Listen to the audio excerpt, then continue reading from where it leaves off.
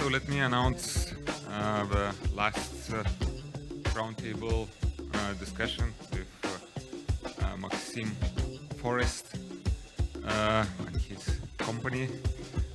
Maxime currently teaches in the Institute of Political Sciences in Paris, and in 2016 he co-founded with Lara Serra Collectif C'était Radios and in Marseille, and we are based in Untitled Chapter, so it's a nice place to visit. And but right now we continue with another aspect of contested modernist heritages. As we just spoke before, that probably there is no uncontested heritage, but it's already not my field. Maxime, the floor is yours.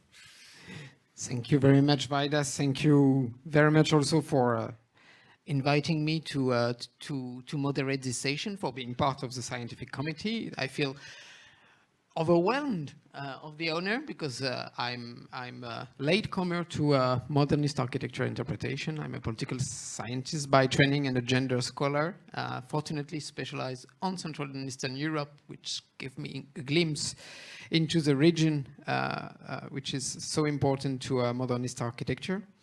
And I'm especially honored to have these two people with me for concluding our discussions.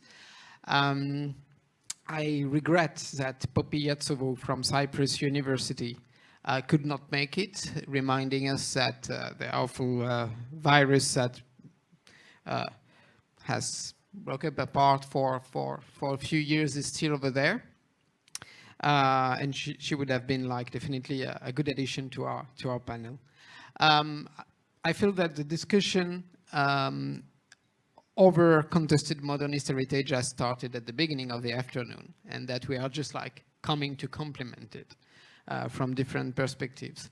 And it had definitely continued through the previous panel on the Anthropocene, where post-coloniality issues were debated. I would like first, unlike for the previous panel, to take a little time to present the two speakers left of my three people panel. And I'm very glad that they are with us this evening, starting with Yevgena Gubkina. Yevgena graduated in architecture and urban planning in Kharkiv. You are an architect and architecture historian, but you are also, and you have been mostly also over these last few years, an activist and a curator. I would say that your own trajectory, your academic trajectory, kind of, I would say, positively derailed in the period immediately preceding the Euromaidan revolution in Ukraine, because faced with both conservatism and corruption in Ukraine in general, but in your particular case in the academic field, you opted to co-create your own research tool, the Urban Form Center of Kharkiv, that has been seen so influential and so innovative in bringing together a multidisciplinary practice involving arts, visual arts, digital media, pop culture, with deep research work, with chartering the uncharted as well in Ukraine.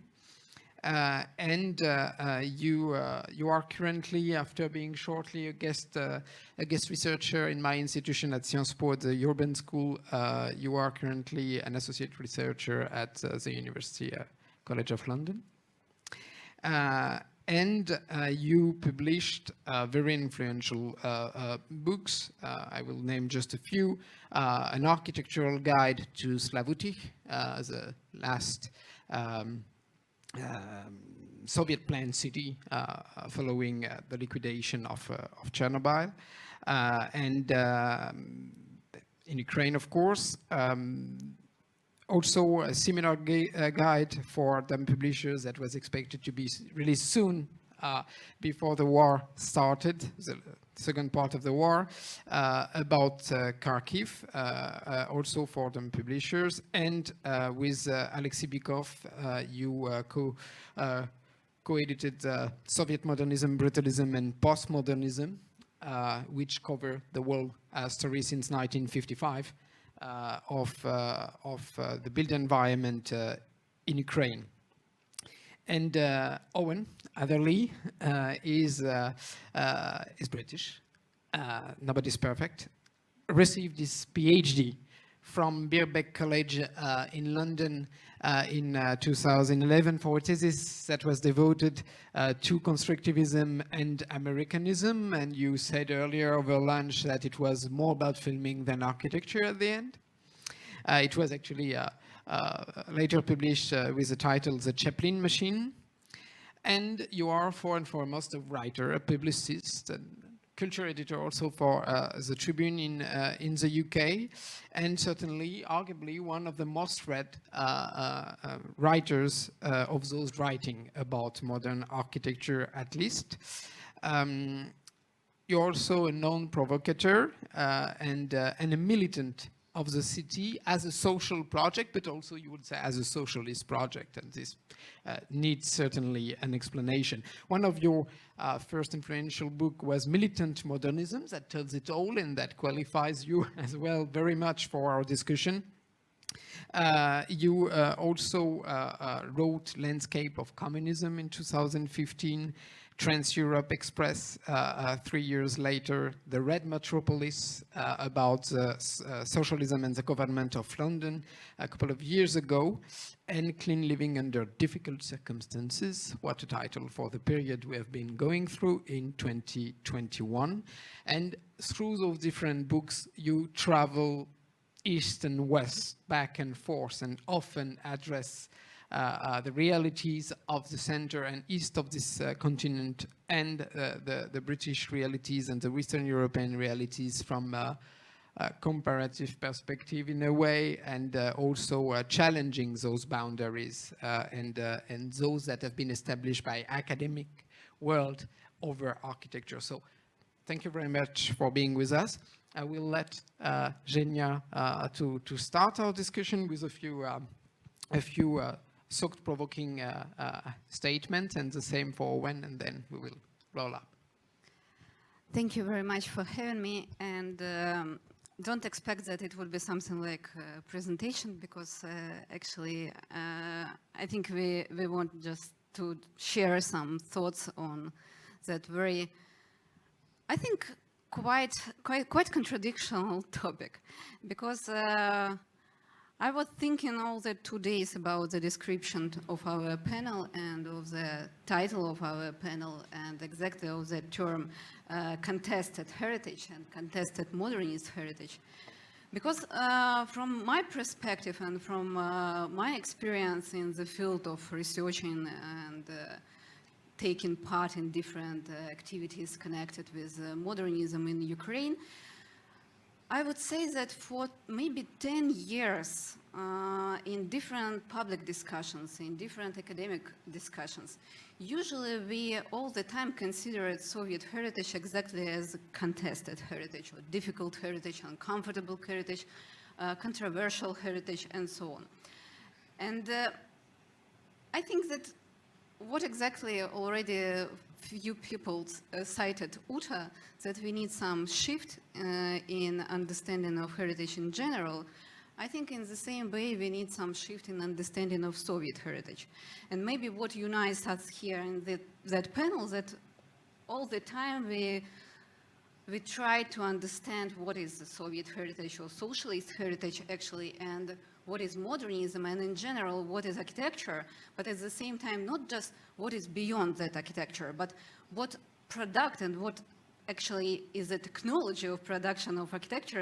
I'm not talking about walls or bricks or concrete or something like that, but maybe much more about economical reasons and political reasons, especially if we talk about socialisms. So actually, I think all our research somehow connected not just with modernism, but exactly with socialism, and how to find the traces of socialisms in different geographies, different timeline, and and even through our personal perspective, because actually I graduated quite Soviet university, I would say, and I was taught exactly how to product Soviet architecture. And when there is a discussion with a deep critique on the approach of Soviet architects, I really understand how it works. I really understand how Soviet architecture works. And because I can product that right now, so I can go in another room and design some Soviet building or club of culture. Actually, that's everything what I can. And I think that during all the 10 years of talking about that contested heritage of Soviet times, especially we had a lot of different participation projects, exactly how to promote, how to advocate Soviet heritage with communities in the cities, for example, such cities as Zaporizhia or socialist cities that are really grown up on that socialist environment, and that is the part of their lives, daily lives. I grown up in socialist city in New Kharkiv tractor factory. So, and actually, that is, I think, something that all the time happened in my experience of working with different communities, that actually, I'm not sure that people understood that heritage is a very problematic heritage. We all the time came to community with that assumption that heritage would be something that they don't like, that people don't like modernism in general, people don't like socialist heritage, that is very problematic heritage. It was a lot of discussions, and that actually, for example, I can say that we entered in war as a quite advanced society in talking exactly on that problematic heritage, because 10 years we talked all the time in different cities of Ukraine exactly on Soviet heritage. And I would say that results, they were incredible, that questions that ordinary people raised, they are sometimes better than academicians can put. Sometimes you can write, I don't know, 10 dissertations exactly on the questions that 13 years old from Kharkiv tractor factory can put. So I would say that assumption that people don't like modernism, it's not working well, actually. And there are another, maybe I would stop on 3 very problematic points that I found during my research and during communication with Western Academy on Socialist Heritage. I would say that maybe the first and very important thing, so it's, again, it's not inside problem, it's much more in communication with outside researchers, that we have huge problems that is really now very visible because of Russian war against of Ukraine, that very colonial issues connected with perception of all socialist or Soviet heritage just as Moscow heritage, and the same that quite canonic term, Russian avant-garde, Russian constructivism, Russian modernism. That is very problematic. So I would say that maybe the main issue in art history or architectural history is just to stop, say, Russian avant-garde. No, we should stop doing that. Soviet Union actually consists from 15 republics. All of them, they separate countries. And they have the separate lines, they separate development, and of course they were connected through that union, Soviet Union, but it's not represents how actually everything worked. Another thing that is, I would say, that generalization of all architectural periods of Soviet period, like in one. And for example, sometimes there is a confusion between socialist realism and modernism, interwar modernism, post-war modernism, and of course, why our book called Modernism, Brutalism, and Postmodernism, we really wanted to separate and define the different periods, because they all were connected exactly with economical changes. So I would rather say that it's better to look not to stylistic features or to forms or to shapes, but it's better to look even not what is beyond that shapes and what is beyond that forms, because that is a lot of context that is beyond.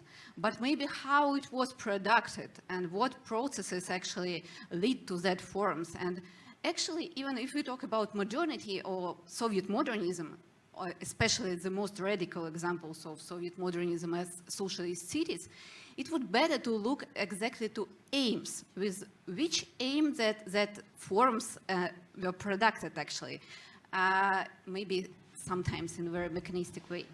So, and another thing, again, returning to that uncomfortable or difficult heritage, and I would say that as activists, feeling, because first of all, I call myself not a scholar. I think I'm activist in the field of science, but I'm still activist. I would say that that is very important, again, shift in understanding what is heritage right now happened in Ukraine. Because we talked with people so many times about, for example, panel prefabricated buildings, mass housing. What will be next after mass housing? So exactly that after mass housing, it already happened. Now we should think what we should do after mass housing, because Russian missiles actually destroyed our mass housing system and our infrastructure. So I would say that now that is the moment. We all the time explain people that panel prefabricated buildings, they are very important because that is a part of memory, that is a part of your daily routine, it's your heritage. For example, Ukrainian architects designed that buildings and so on. But now, we don't need any words, we don't need any terminology, we don't need any participative projects anymore, because that is the moment when that ugly, gray, concrete, mass housing, Soviet, totalitarian, whatever you call that, heritage appeared really as their or our heritage. Because the connection, when you have that loss of heritage, when you have loss actually of all your memories, I don't know, the places where first kiss happened, or you defended your PhD thesis somewhere in panel prefabricated building, or you lost your father in the same apartment. It's exactly happened that you feel that they just stole your memory, they stole your life through mass housing. It's very strange, but that happened. Now people will really love that building because they are joined with that concrete panels as never they were joined before. And I would say that we really need that shift. We really need that shift in paradigm of understanding what is heritage. We really need that shift in understanding how we should protect, how we should prevent, how we should react on the destruction of heritage, or how we should react on war in other countries, on injustice in other countries, and a lot of other questions. Because that is not a question of science. That is exactly, I think, the question of survival process. Because otherwise, if we don't do that, we would be actually buried under all that panel prefabricated, demolished panels. Like actually Ukrainians are buried under the mass housing, ugly gray panel prefabricated buildings in front of your eyes right now. So we need very, very big shift. We hope and we are very concerned that that shift would happen. Thank you. Thank you very much, Zhenya. You place logically the stakes high for the discussion and about the meaning of contestation. When you have your own personal also history to, with regard to the ideological content of your urban planning and especially of modernist experiment, maybe you want to just start it from there. Sure. So, yeah, I suppose there's no way this isn't going to sound slightly trivial after that, actually, so forgive me. But I suppose I'll talk a bit about, I suppose, how I sort of came to this subject and what you already drew attention to of sort of going between sort of Western Europe and Eastern Europe quite a lot and sort of flitting between the two as subjects. And the fundamental issue is that everybody hates a Western leftist going to Eastern Europe and telling them what socialism is. And I've tried to kind of fight my corner and be that dickhead, at the same time trying to do it as respectfully as I can while still being that dickhead. I suppose that in terms of sort of socialism and modernism, I come to sort of the first of those at a sort of much earlier point than the second, insofar as I was sort of raised in, I guess, the political equivalent of the Jehovah's Witnesses, which is, of course, Trotskyism.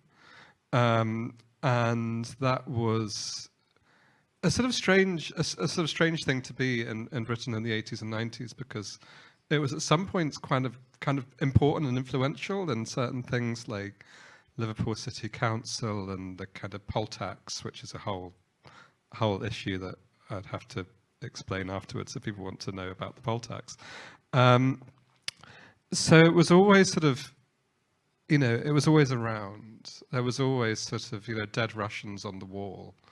And my mum's parents, my maternal grandparents, had different dead Russians on the wall because they'd been in the Communist Party. So their dead Russian buried in a cupboard somewhere so that you didn't know it was there anymore was, of course, Stalin.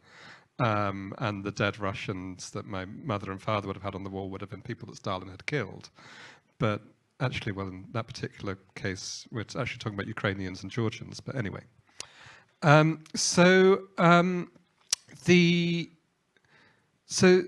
a lot of what I've sort of wanted to do is, I suppose, sort of expand the definition of socialism or socialist architecture or socialist urban planning from it being sort of localized in Central and Eastern Europe, and expand it as much as possible to most of Europe. And I think it's, if I were better traveled and had better language skills, I would ideally want it to be expanded out further still into, sort of Latin America, East Asia, and other places that have had those experiences, because I don't think those experiences can be geographically limited. One of the things that was very, very striking when I first started working seriously on Central and Eastern Europe was that despite the Iron Curtain, a housing scheme in 1960 in the outskirts of Prague, and a housing scheme on the outskirts of Paris, and a housing scheme on the outskirts of New York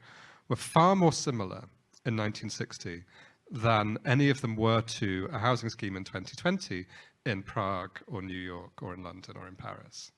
So they were all sort of, at that distance, they look like they have a much more similar social project of sort of insistence on sort of mass social housing, on the provision of some sort of welfare state and so forth, and the kind of architecture that to sort of go with that. And I suppose when I came to writing about architecture, I was living at the time at my mum's flat in a late 1950s housing estate in Southampton, the quite boring city on the south coast of England where I grew up.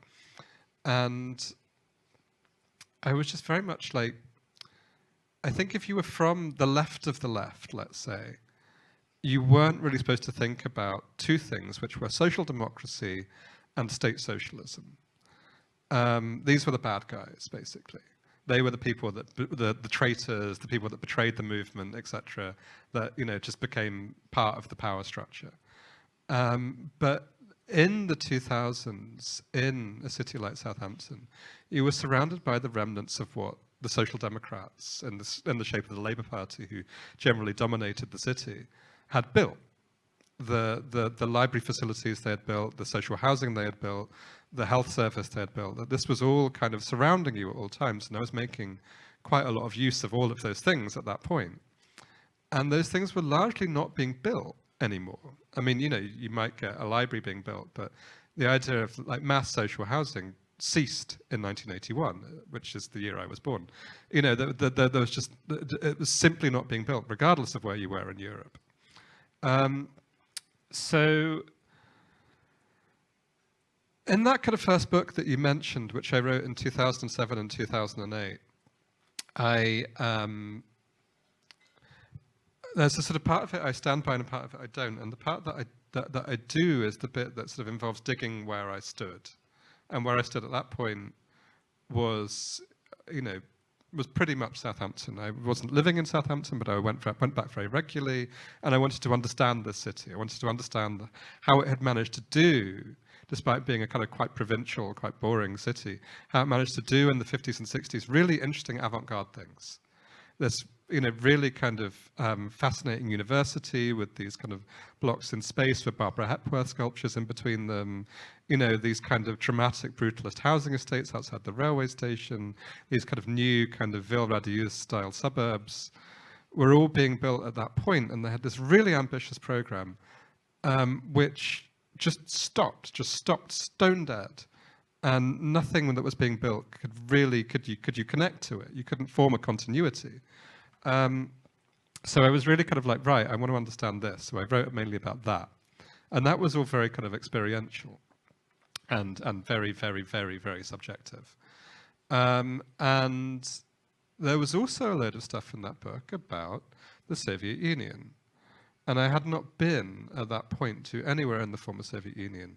And if I look, and I kind of was very influenced at the time, I think, by particular sort of analyses of its sort of material culture, I suppose, is, things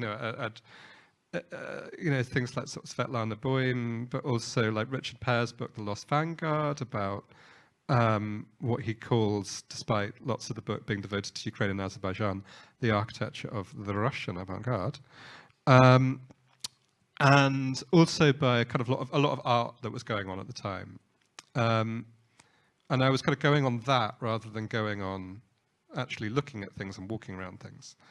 And I think I made a lot of, it's not factual errors, but I think there was a question of certain cliches were fallen into, which were, roughly speaking, totally awesome Soviet ruins, I think is the way of kind of summing up that genre. And later on, there'd be a huge quantity of photo books of totally awesome Soviet ruins, Soviet ghosts, the ghostly ruins and remnants of the Soviet Empire. Brave stalkers go into the poison zone and bring back the concrete monstrosities for you to gaze at in awe. And I felt very much in that first book I was sort of doing that. And then actually kind of going to that part of the world a lot more. I was, for between 2010 and 2015, I spent a lot of time in Warsaw, and I kind of was frequently, because of that proximity, kind of going to Lithuania, going to Ukraine, going to the Czech Republic and Slovakia, and so forth. And the most obvious point that I'd gotten wrong was that these were not ruins. Even the most kind of, in a lot of cases, even the most ruined and derelict building would have someone in there, like, running a fast food stall or selling shashlik, or like, all sorts of, that there would always be something in that they would be inhabited or used in some way. So this kind of idea of sort of post-apocalyptic ruins and so forth was clearly a projection. It was a romantic projection onto somewhere that actually didn't fit into that at all. You were dealing with dilapidation, but you weren't dealing with ruins. So in the spirit of Samocritica, I tried in a book that was published in 2015 called Landscapes of Communism to sort of try and understand this in the same way I tried to understand Southampton. And of course, it was much more difficult to do. In the interim, I'd done a kind of couple of synoptic books about the UK that involved just going around the country and trying to understand modern architecture. And I thought I could do this roughly between Berlin and Moscow and see what happens. And I was constantly within that trying to kind of find typologies and continuities and trying to find a kind of way that you could organize state socialist architecture, that there could be a communist architecture.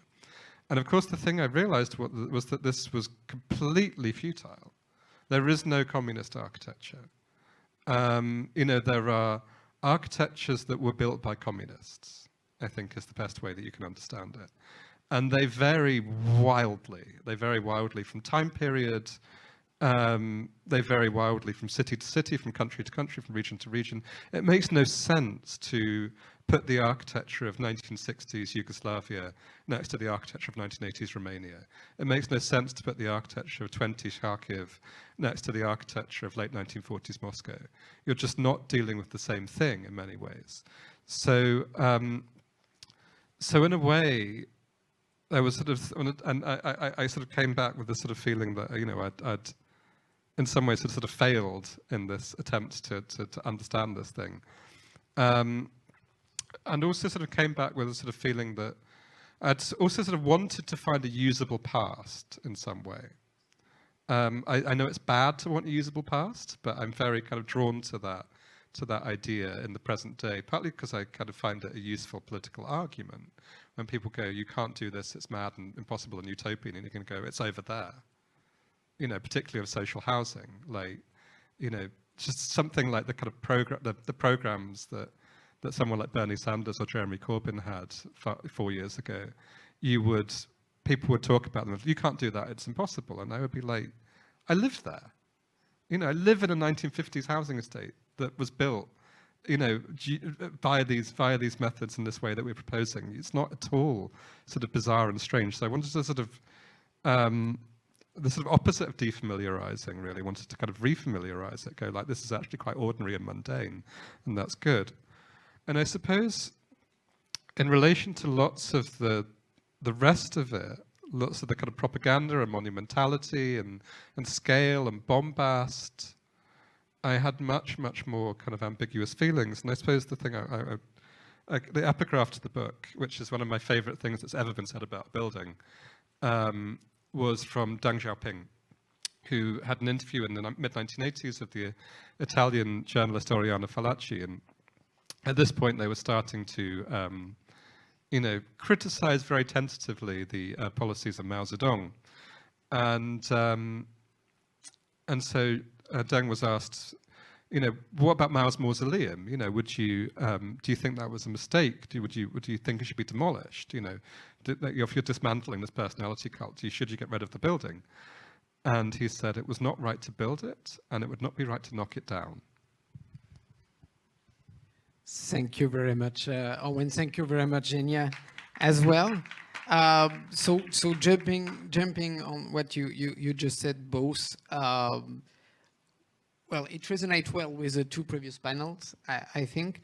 The thing first, like main thing, maybe you said many important things, Genia, but one in particular that struck me was that your personal conclusion, quickly enough, was that we should not look to forms or shape or trying to create to maintain categorization that are often indeed futile, but we should look at the condition in which it was produced and the processes through which it was produced, what were the main goals and aims pursued in building something in a certain way, and for certain aims. And Owen insisted on the fact that the experience of modernism cannot be geographically delimited so easily, and that indeed it is futile to try to classify and typologize clearly socialist architecture, and that indeed conditions of production, historical condition of production, are more relevant, and that's maybe the first way to deal with what was one of the things we had to deal with in this panel, which is ideologies. Ideologies, it's about condition of production, right? The context in which a particular building has been designed, rather than the form that it has actually achieved. Another aspect of ideologies that was also touched upon during your two statements, but also during the previous panel, ideologies frame the way the lens through which we perceive the built heritage. And of course, the notion of socialism that you have been discussing is problematic, because there are many socialism, and of course the standpoint is very important, whether you are British or French or Ukrainian, and this goes also with this notion of subjectivity. And I would insist also on the fact, maybe, and questioning you on that as well, that we do not perceive the built heritage of former Soviet Union, for instance, only through our current understanding of state socialism. We also perceive it through the experience of wild capitalism that followed and that gave a new value to things, and especially to the built environment and to the land below the built environment. So how this also contributed to frame our understanding of the value of buildings, this experience of capitalism. And perhaps also an additional question for you, linking up with the previous panel. Ideology is also related to the ideas, as movements or not, that challenge our framing and the lenses through which we perceive the built heritage of the 20th century. Post-coloniality, this has been widely already touched upon, but also ecology in relation to the Anthropocene, feminism that changed the perspective over a city, but also the history of architecture, and Genia knows about it, leading a project, having led a project called Modernizmas, about women in modernist architecture. So how would you react to this particular point of the lens through which we perceive this environment? I start from the end, maybe ideology and ideas. I think that, first of all, of course, we can look at all that phenomena from different lenses and from different methods. So it's just something that I choose, that I like to look at a quite political type of architecture of socialism, exactly through the lines of economics and politics. But it can be different, it's just my choice. And from other side, I'm definitely sure that ideas appeared not just because of ideology or because of architectural schools or because of some masters or because of some, I don't know, communities, but because of the complex of that factors. It's obvious, I think. I would say that exactly the problem was, I remember it was methodological problem for our project Encyclopedia of Architecture of Ukraine, because we all the time faced with that huge grand narrative of what is Soviet architecture, maybe what you talked about in the beginning, that quite stereotypical picture of what is Soviet architecture. And actually, I would say that from this end of the 30s, from the start of that project of socialist realism in art history and in architectural history, it was developed exactly the methodology how to look at the all historical processes in art and architecture in all Soviet Union and in Ukraine particular. And we really faced, after 25, 30 years of Soviet Union collapse, with the lack of terminology, with the lack of approach, method, tools, how to look at our history of architecture, of our history of built environment, not through the lines of socialist realistic critique. It was quite difficult and quite strange. After 30 years of independence, we still had no tools for that. We still have the same, for example, academical program for architectural students that was developed in 1951. I was really surprised when I found out that we still really teach students of architecture the same program that socialist realists developed. And what maybe was our approach, I remember that we really were very happy of that we should look exactly on, not on that grand narratives and not to build another grand narratives instead of this. But to look at marginalized things, to look what is on outskirts, what is not thin, who never was given microphone, whose voices never appeared.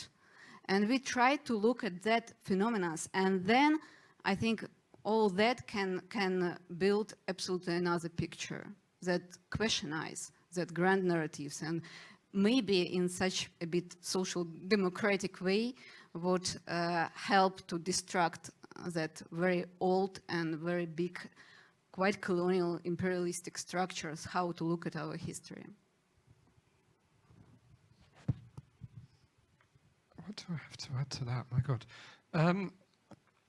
I suppose does that last point actually brings me to a thing that there was a symposium which Zhenya actually was participating on the reconstruction of Ukraine, and my friend and colleague Alexei Rudinsky had a very interesting, I thought, trolling but correct point about the kind of question of coloniality, and with reference to Russian imperialism, which suggested retiring the idea that Russia is not the West.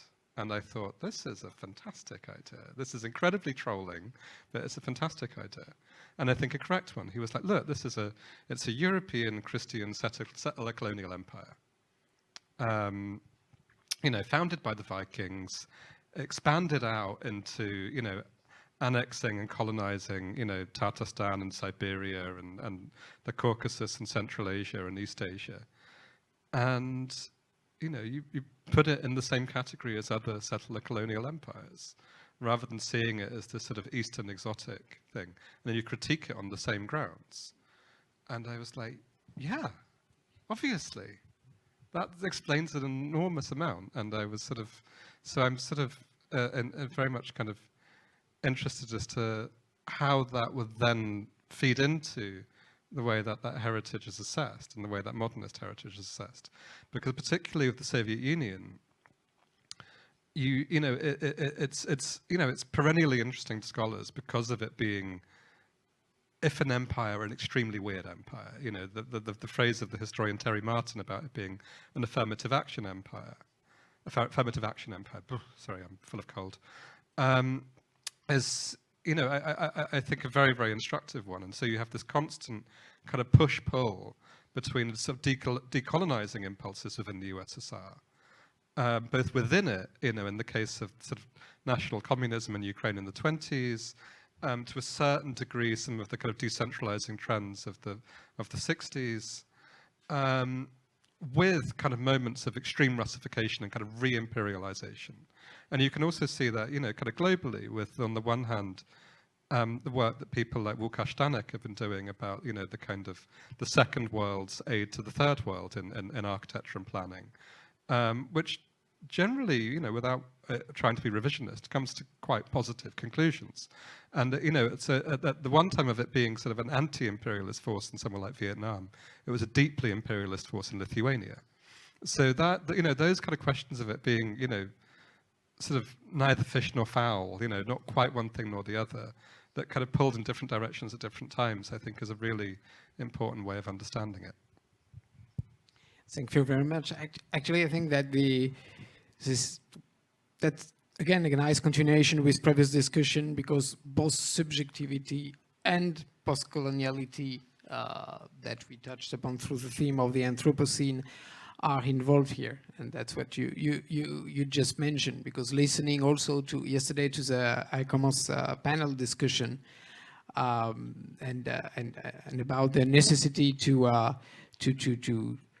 more than to correct the framing of modernist heritage preservation by expanding the recognition and acknowledgement of modernist heritage throughout the globe, and especially in the global south.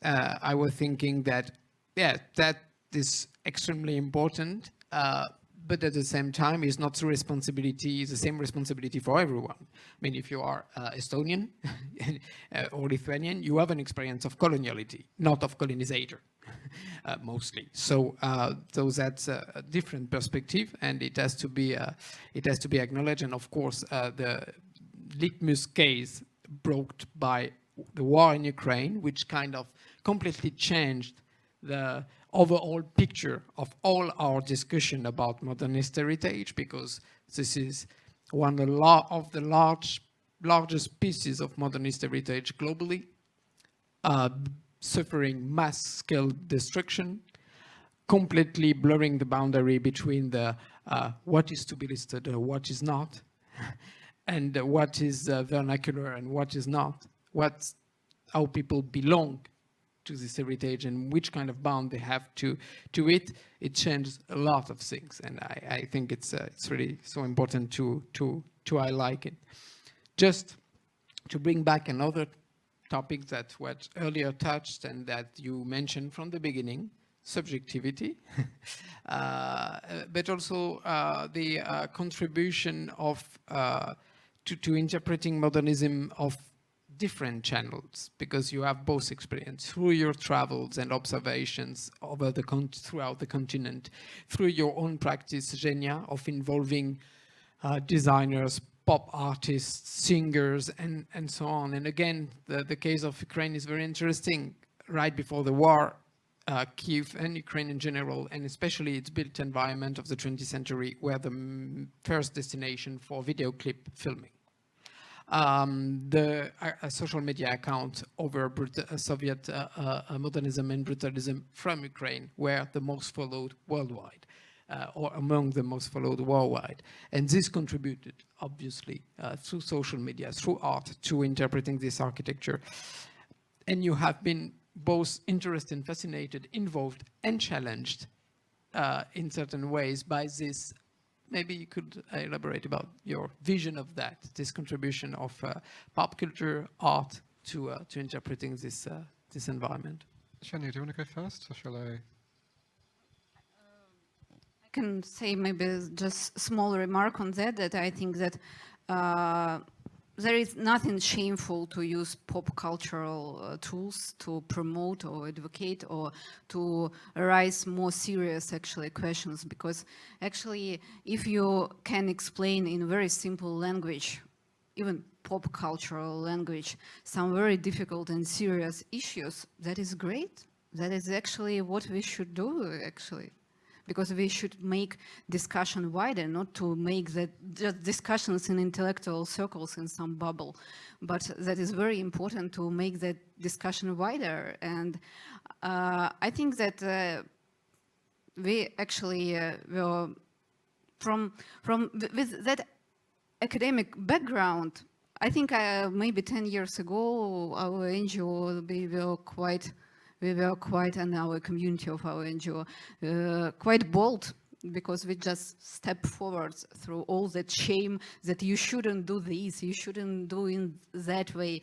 Okay, it's absolutely great if a pop singer will sing about very serious topics of shift actually between avant-garde and modernist paradigm to socialist realism. Why not? So I can pinpoint very precisely the exact moment that I became interested in modernism, and it would have been about 2000 or 2001, and I was in Amsterdam, and I was very, very hungover at the Stedelijk Museum, and I was wandering around, you know, in that kind of sort of heightened state of aesthetic, you know, kind of acuteness that you can have of a hangover, and I was drawn massively to the room after room after room of paintings by Kazim Mihajlović, and you know that I was completely fascinated by them, and I just spent hours and hours and hours, it felt like, just going around looking at these suprematist paintings and going around and then coming back and looking at them again.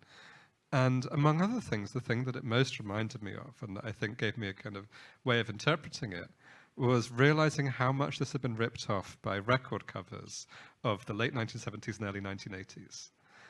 Realizing that all of the kind of, you know, the sort of imagery of like Joy Division records or what have you, was all plundered from this, that Peter Saville had done a course in graphic design in Manchester and then just ripped off his graphic design education to create all of these record sleeves.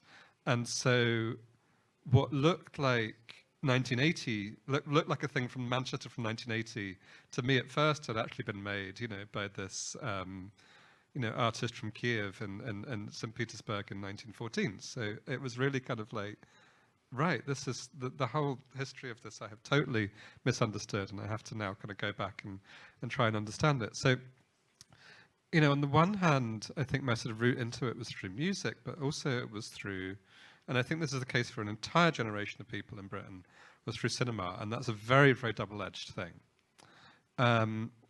Because for one reason or another, I think possibly we were a very cheap place to film in the 1970s. There are a huge amount of films made with the brutalist architecture of our strange island. You know, Antonioni's The Passenger, filmed in the Brunswick Centre, Kubrick's Clockwork Orange, filmed in Thamesmead, Truffaut does Fahrenheit 451 in the Alton estate. And the creme de la creme is Mike Hodges' film Get Carter, shot by Wolfgang Szyszewski, the Austrian emigre, and its depiction of brutalist architecture in and around Newcastle.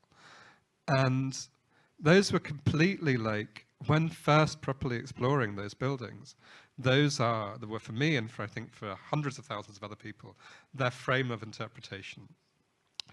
And so on the one hand, that meant that people had a way of understanding it, you know, rather than being like, these are totally abstract works that you can only understand if you understand architectural history, which has always been the critique, right?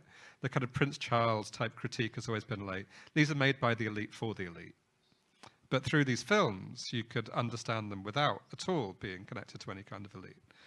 But some of those films, particularly A Clockwork Orange, imposed a certain way of seeing those buildings and seeing those places that was based on seeing them as dystopian and apocalyptic and kind of evil and futuristic and so forth.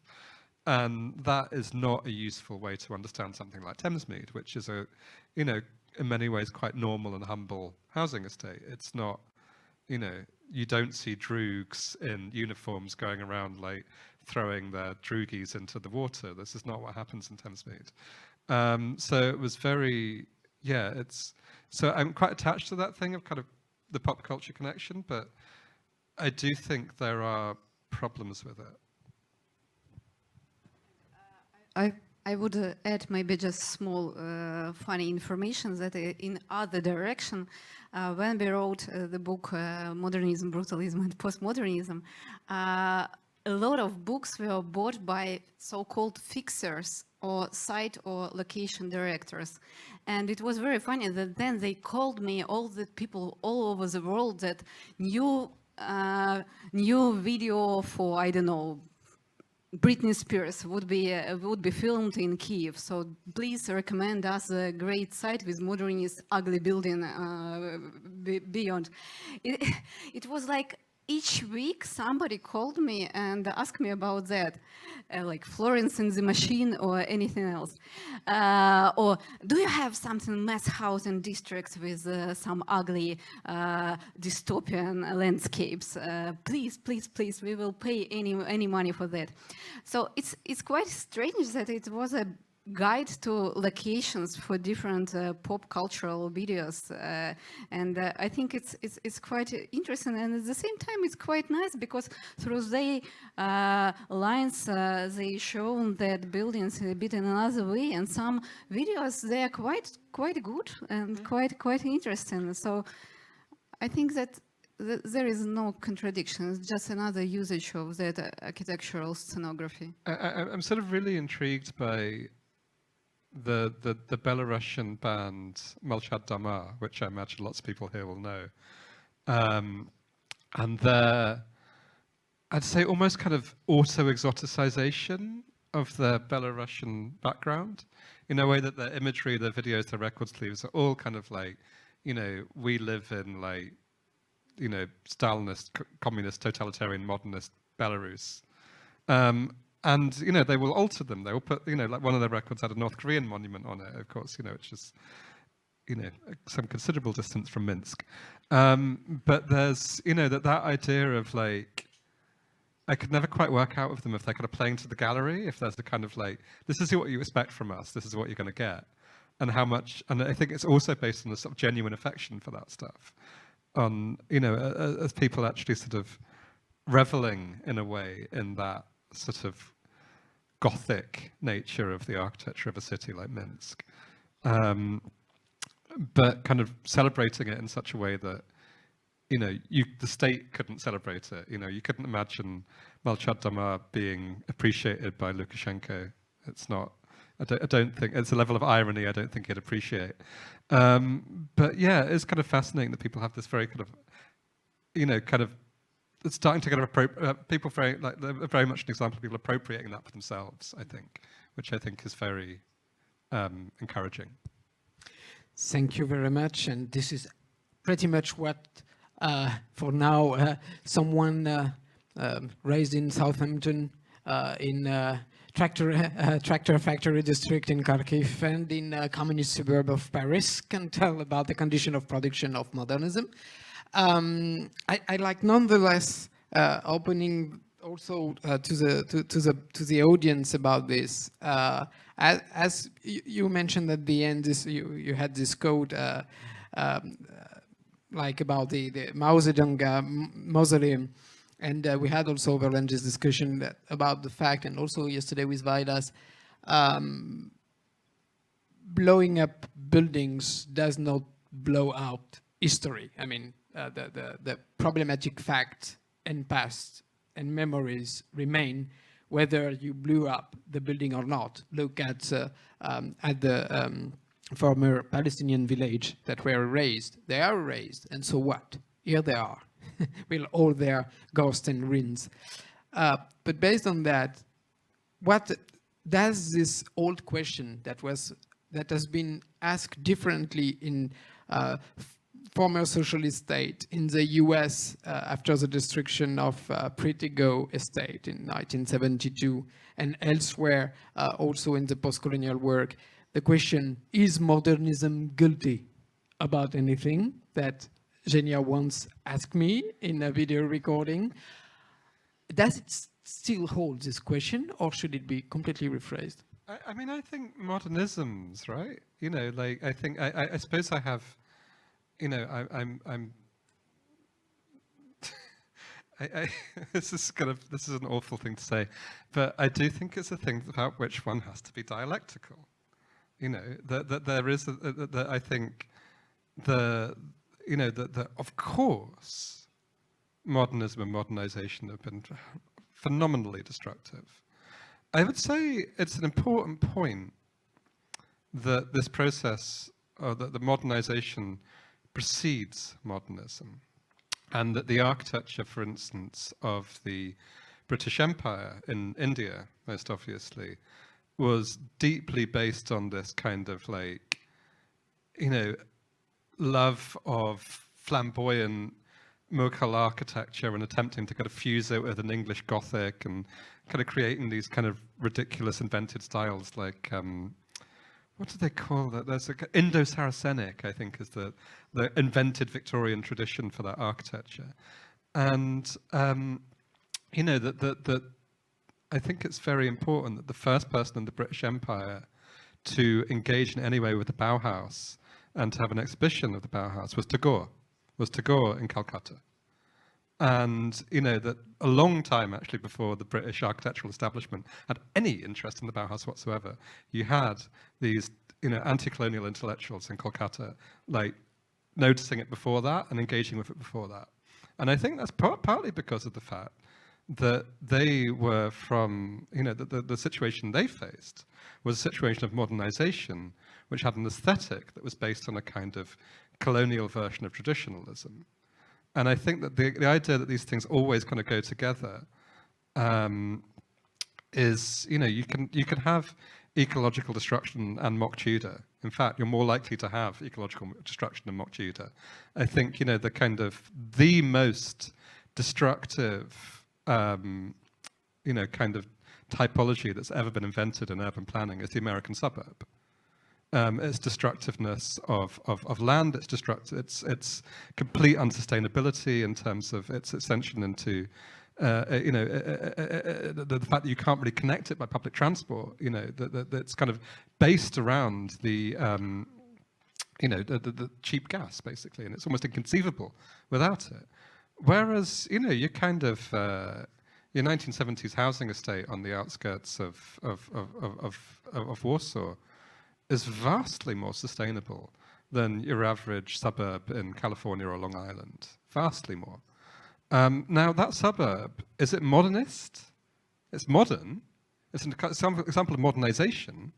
But the aesthetic that's been chosen for that is attempts to appeal to a tradition, attempts to kind of appeal to, you know, in California, a Spanish colonial tradition, and you know, in the East Coast, a sort of English tradition or what have you. But so that kind of idea that I'm very, very reluctant to kind of see modernism monolithically as a guilty party.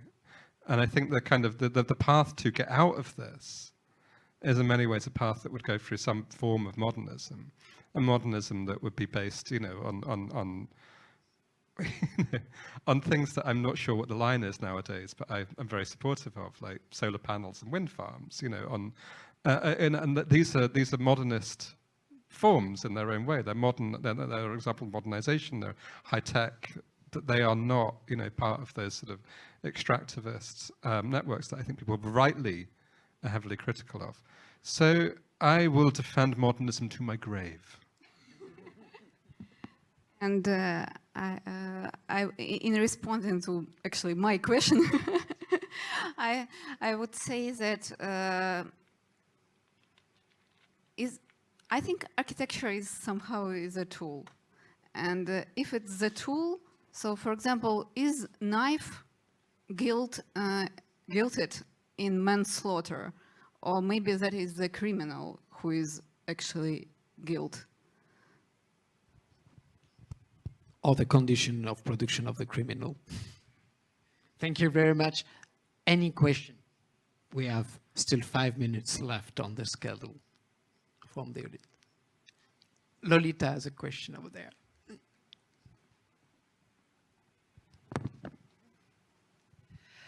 Thank you very much for a very interesting talk. I'm especially somehow grateful that all of you somehow deconstructed the monolith of East and Central Europe, because such doesn't really exist, and there's no East and Central European modernism.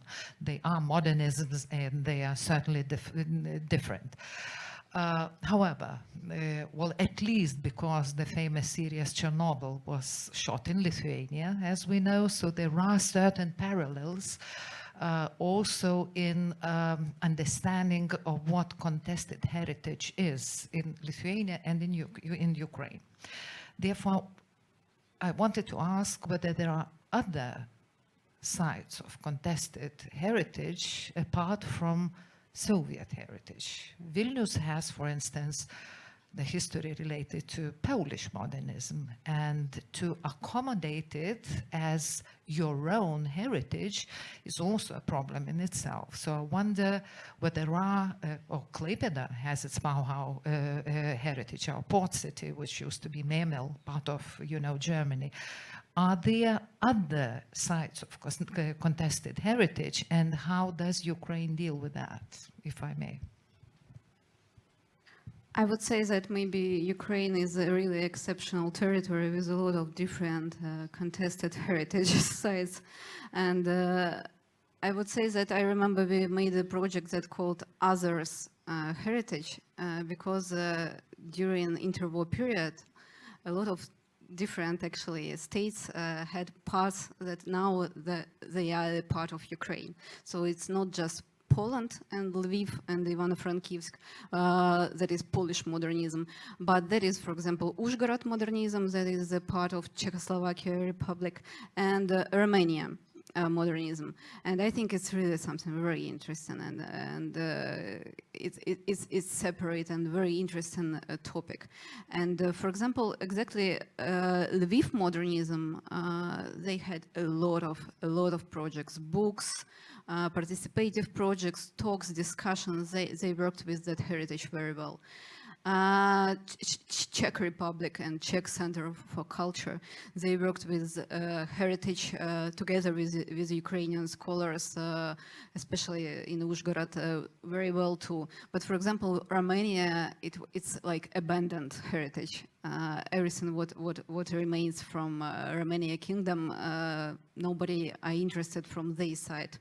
And that is something that actually that heritage and that architecture can build quite diplomatic dialogue on the subject of that heritage.